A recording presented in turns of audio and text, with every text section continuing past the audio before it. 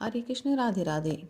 श्री भानुदास आश्रय लायन सूत्री ऋग्वेदी ब्राह्मण थे। इनके कुल में परंपरा से श्री विठ्ठलोपासना चली आई थी। यथा समय इनका उपनयन हुआ। इन्होंने 10 वर्ष की उम्र में एक प्राचीन जीर्ण मंदिर के तहखाने में बैठकर 7 दिनों तक लगातार श्री सूर्य नारायण की अखंड उपासना की। 8वें दिन भगवान सूर्य देव ने इनको दर्शन देकर कृतार्थ किया। तभी से इनका नाम भानुदास हुआ। पीछे इन्होंने 3 गायत्री पुरस्चरण किए। यथा समय इनका विवाह हुआ, संतान हुई। यहाँ तक ये काम धंधा कुछ भी नहीं जानते थे। इनके कुछ हितैषियों ने इन्हें कुछ रुपए देकर कपड़े का व्यापार करा दिया। ये गांव में अपनी दुकान रखते और हर 8वें दिन घोड़े पर कपड़ा लादकर आसपास के गांवों में बेच आते। जो मिल जाता उसी से निर्वाह करते, पर कभी झूठ ना बोलते। इनकी सच्चाई देखकर अपने को चतुर मानने वाले व्यापारी यही कहा करते, ये व्यापार करके कुछ कमा ना सकेंगे। 2 बार इनको बड़ा घाटा लगा, पर इन्होंने अपने सत्यव्रत को नहीं छोड़ा। अंत में इनकी सच्चाई की ऐसी साख जमी कि ग्राहक इन्हीं की दुकान पर टूट पड़ने लगे। धन इनके पास नदी की तरह बहता हुआ आने लगा। 4-5 वर्ष में ही ये बहुत बड़े धनी हो गए। व्यापार में ये कभी भगवान को नहीं भूले। सतत नाम स्मरण करते हुए ही सारा कामकाज करते। समय पर सद्ग्रंथ पठन भी किया करते। पंडरी की आषाढ़ी कार्तिकी वारी इनकी कभी न चूकी। भक्तों ने शीघ्र ही जान लिया कि ये एक महान भक्त हैं। इन दिनों विजयनगर के राजा महाबली और महापराक्रमी कृष्णराय थे, जिन्होंने विजयनगर साम्राज्य का चारों ओर विस्तार किया था और उसकी सर्वांगीण उन्नति की थी। ये श्री विठ्ठल भगवान के दर्शनों के लिए जब पंढरपुर आए, तब लौटते हुए श्री विठ्ठल मूर्ति को अपनी राजधानी में ले गए। आषाढ़ी एकादशी के अवसर पर जब भक्त लोग एकत्र हुए, तब उन्होंने देखा कि मंदिर में श्री विठ्ठल मूर्ति नहीं है।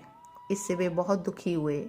भक्तों ने यह संकल्प किया कि जब तक भगवान फिर से मंदिर में नहीं पधारेंगे, तब तक हम लोग यहीं उनका भजन करते हुए पड़े रहेंगे। इन भक्तों में भानुदास भी थे।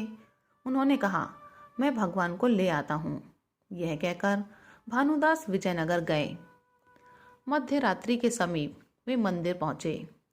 दरवाजे में तो ताले लगे थे, वे अपने आप खुल गए।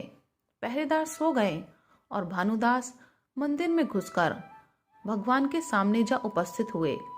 भगवान के चरणों को आलिंगन कर उन्होंने प्रेम आश्रु से निलाया और हाथ जोड़कर कहने लगे, भगवान अब आप मेरे साथ चलिए। भगवान ने अपने गले का नवरत्न हार भानुदास के गले में डाल दिया। रत्नहार सहित भानुदास पकड़े गए। राज आज्ञा से सिपाही उन्हें सूली पर चढ़ाने के लिए ले गए। उस समय भानुदास ने श्री विठ्ठल को पुकार कर कहा, चाहे आकाश टूट पड़े या ब्रह्मांड फट जाए या तीनों भुवन दावानल के ग्रास बन जाए, तो भी हे विठ्ठल, मैं तो तुम्हारी ही प्रतीक्षा करूंगा। इस प्रकार भानुदास भगवान के साथ तन्मय हो रहे थे। इतने में ही जिस सूली पर वे चढ़ाए जाने को थे, उसमें पत्ते निकल आए और देखते देखते फल फूलों से लदा एक सुंदर वृक्ष ही बन गया। जब राजा कृष्ण राय को यह मालूम हुआ, तब यह जानकर कि भानुदास चोर नहीं बल्कि कोई बड़े महापुरुष हैं, वे दौड़े हुए भानुदास के समीप आए और उनके चरणों पर लौट गए। तब भानुदास जी ने राजा से कहा, मैं श्री विठ्ठल भगवान को पंढरपुर ले जाने के लिए यहाँ आया हूँ। राजा ने रत्न जटित पालकी में भगवान को पधरवाकर और संरक्षकों की एक छोटी सी सेना साथ देकर भानुदास के साथ बड़े ठाट बाट के साथ विदा किया। कार्तिकी एकादशी से पहले भगवान को लेकर भानुदास पंढरपुर लौट आए।